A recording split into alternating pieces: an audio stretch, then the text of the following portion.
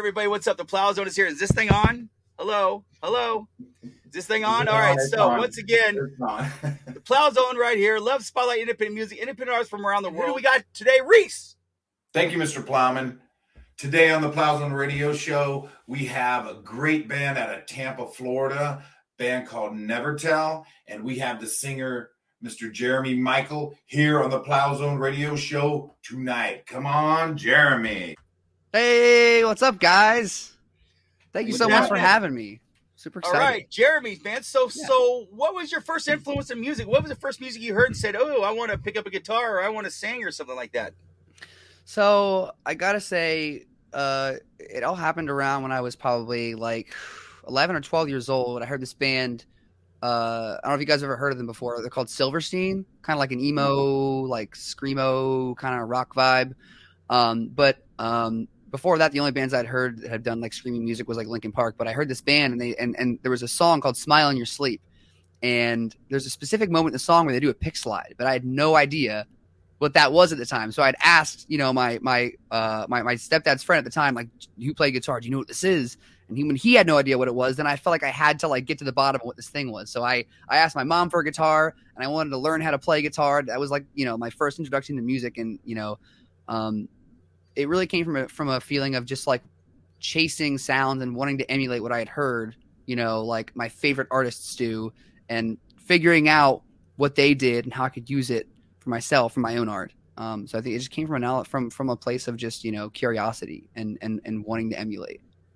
Now, you guys are out of Tampa, Florida. Yes. And you guys grew up together in high school. And how did your band get together? So yeah, we all met in high school. We had like classes together, and we had done like, smaller bands and smaller projects that never really like took off or did anything. But we'd always kept the friendship, like, communication open, played video games together. Just like that was a big part of our relationship as friends, and like even how like we stayed in contact and wrote in Nevertel was, playing video games. And it like I said, none of those bands ever really worked out in high school, but Raul had actually moved away after high school, got married, went to Boston, while me and Alex stayed in Florida. And we had really stopped making music at that point, but we, again, kept the friendship open and just, communicated and stuff. And all the while, Raul was sending me music while he was in Boston, what he was making in the basement. I was like, dude, this is so cool. Like, he was trying to start his own, like, solo project thing. And I remember it was after the Carnivores tour, I believe it was 2013, where he saw Linkin Park. It just flipped a switch in him. Like after he saw that, he was like, dude, why am I not doing this? Why am I not on stages? Why am I not making music like this again? He contacted me and Alec right after that, and had an actual song to show us. Now, the song that he showed us that we tried to work on never actually came out. But he was like, I want to try this again. Like I saw Linkin Park, I was inspired. I'm inspired. I want to make music again. So it all started from that, and from there we wrote music digitally online, sending music back and forth over file sharing services like Dropbox, and getting on Skype calls and just doing video calls like way before COVID, where like digital became the way to right now. You know what I'm saying? So so that's how it all started. And then after that, once we had some pretty solid demos, he moved back to Boston with his wife, around like 2014. And the rest is history. We recorded our first album, self-produced, called Living Fiction, and been going strong ever since.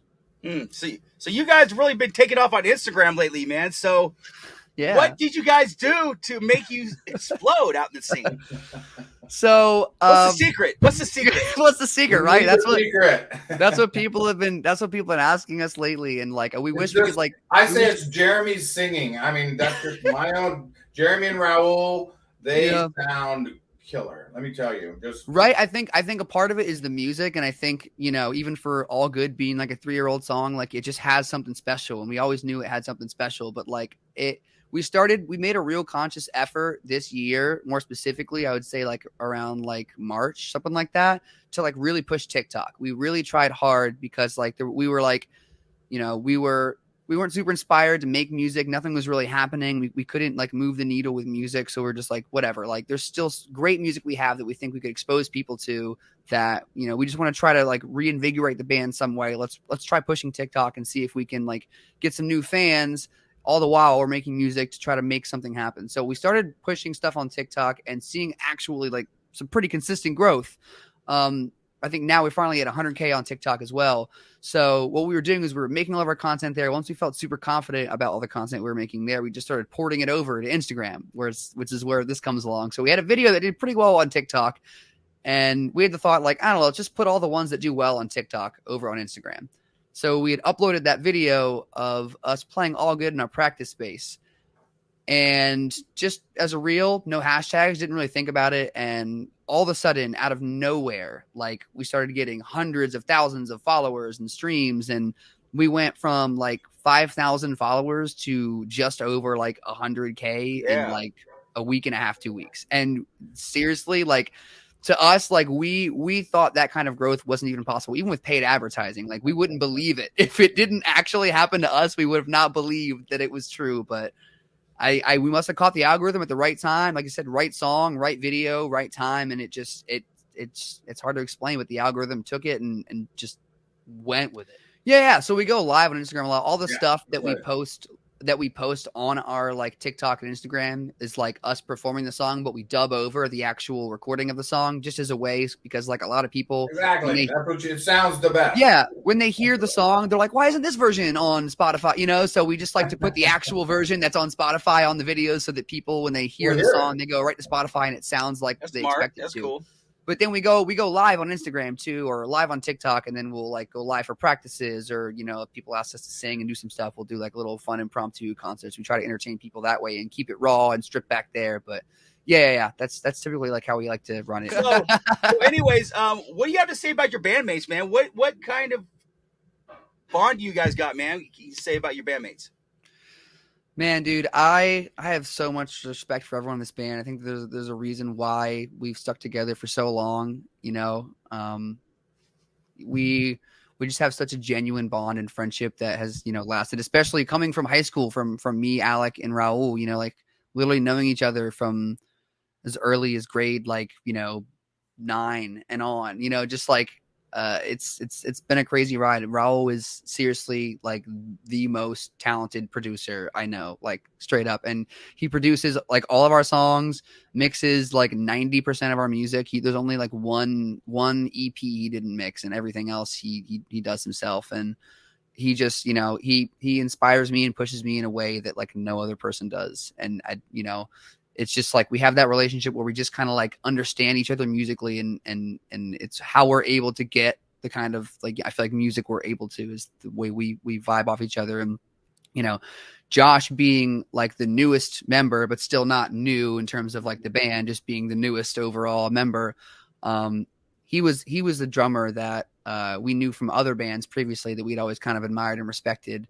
And he started as a fill-in position, and he was just such a talented drummer, and we tried hard to get him to be in the band, but at the time he wasn't really vibing it. But he was just such a professional, competent drummer, and great friend, great person to be around, super smart business marketing guy, knows a lot, has his own marketing firm and business, and he really understands that side of not only like the music, but what sort of like people are interested in and how to target people, and just things that I would never know about, things that I would never dream of being able to figure out. We don't know about it either. Yeah. So we leave all that stuff. We leave all the marketing stuff to Josh. Just one of the most like, just again, a well-rounded like musicians, marketers like ever. And Alec is just like such a good friend. And we call Alec the band therapist, because whenever there's a problem in the band, he just knows how to come right in and get it all out, get it all resolved, and get us all like, moving forward on the same page, like together. So he's really like a part, like a glue of the band. It kind of helps us all work through our issues when there is stuff in the studio. You know how intense things can kind of get when you're writing music, and someone likes a part and someone's not sure about it, or someone's if you might offend somebody or someone. People, I mean, I've been musician for a while, and that's like your baby right there. It is, especially when you've worked. Yeah, when you've worked on an idea, especially like a lot, like there's something to be said about like an idea you just blurt out. If no one likes it, it's like whatever, I just thought of that. But like the ideas you really care about, that you're passionate about, that you have a vision for, and someone else doesn't see that. So he's really good at that, man. And just I feel like we all work together in a way that allows us to be very creative and very dynamic, you know, like we all do fulfill different roles. Raul is really good at like the marketing side. You know, Raul can produce us and mix us and get us sounding like at par with a lot of like stuff that we hear like on the radio. I take a lot of video stuff. I do a lot of like video editing. I shoot video. And then Alec being like literally like the band therapist that can get us all like coming together when we're all at each other's throats or when we just can't see eye to eye. Like it's just the way it all works together is just, you know, it's unlike any like, you know, group or project I've been in. And I think that's why, you know, things work so well with Nevertel is there's such a strong bond first, you know? All right, Jeremy, tell us about the writing process in Nevertel. You guys get a riff, you get a lyric. Let's hear about that. Yeah, so the writing process, we try to change it up as often as we can because I'm sure, as you know, like, you know, if you start something the same way every time, it can yield the same sort of results. So typically the way we start songs, like if we're talking about like, you know, what we feel the most comfortable in, it'll start with an instrumental, a quick short instrumental, and we'll just riff melody ideas over it until we get something that feels pretty cool. That's typically how we write like most of our, like, I would say most of the songs that would be considered like hits, like our top 5 on Spotify kind of started that way.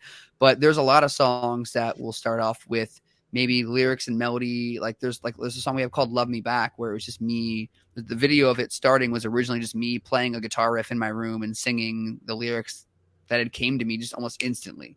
You know, there, like you said, there are songs that we have written where like the guitar riff started and then we put some drums to it and then we put some lyrics on it or some melodies on it. And it evolves in that way, or some songs where it starts off as a hip hop track and then we add guitars later, or, you know, some songs that maybe the vocal for this was good, but maybe the instrumental wasn't. And we just have a vocal and just so many different ways. So the process varies every time. We try to keep it fresh so that the music that comes out of it all sounds new and fresh and different from the last thing, you know? All right. So Jeremy, what's the best show you ever seen? The best concert you've ever seen in your life? Oh, best concert I've ever seen in my life. Okay, that's a really good one. I gotta say, one of the most memorable concerts I've ever seen was I saw Slipknot at Mayhem Fest here in Florida. They were obviously headlining it, and I was literally, I'd never seen a show like that in my life. I was, mind you, I was all the way back in the lawn, so like really far away, but they thought of that. The thing that it blew my mind was they thought of that, and they had like literally a drum riser where their drummer was like lifted up into the air and tilted sideways, and he was rotating while playing the drums. And I was like, how is he doing this? Like, it was, I'll never forget that moment. And meanwhile, fire's blasting the entire time, and like the lights are going crazy, and they're like beating, you know, they're beating giant steel trash cans all, and just I was just like, dude, this like on paper should not work, but this is the most amazing thing I've ever seen in my life. Like, I went with my buddy Chris for his birthday to see Marilyn Manson and Slipknot. Here's how I watched Slipknot. I was like, right? It's like, are you kidding me? I feel like I almost don't want to move because I'm just so entranced. I think I had to pee really bad and I never moved. You just stayed. I'm telling you, it was the most intense show that I ever saw. I agree 100%. Yeah. So, I mean, that is a memory I hold with me. You know, not many bands can do it like that. Not many bands do it like Slipknot. Straight up. All right. So you got some new music coming out soon. And of course, the Plowzone radio show is a little ahead of the time. So yeah. A little bit ahead of time. Tell us the what's the meaning, maybe, or what the song is about. That's going to be coming out real soon, and by the time we put this out, we'll be able to tell you the name. Yeah. So this song's pretty personal to me. I went through a pretty heavy breakup. I was with someone for like 5 years. We lived together for those full 5 years, and then we had separated. And it kind of felt like my whole world was like, you know, like was like crumbling down. And I wrote a song from the perspective of knowing that I was, you know, just in this really, really dark place, like this really bad place. And it was a contributing factor to my relationship ending. And it's sort of like a song asking, you know, just pleading, like, if I work on myself and fix myself, is there still a chance for this to work? You know what I'm saying? It's sort of like a song that's like a it's a song that I hope that people will take as a tool to to recognize patterns, negative patterns in their own life, and hopefully make a change. And that's what the song's about is making a change for not only to hopefully bring this person back in your life, but really at the end of it for yourself, and trying to be a better person, from negative, So, really what's one of really your favorite negative verses from this scenarios. song? One of my favorite parts of the song is maybe it's too late, 1 foot in my grave, could it be my fault? Because it says a lot, about me. It's like a lot of my wounds, a lot of the things are self-inflicted, and I tend to make things harder on myself than it actually is.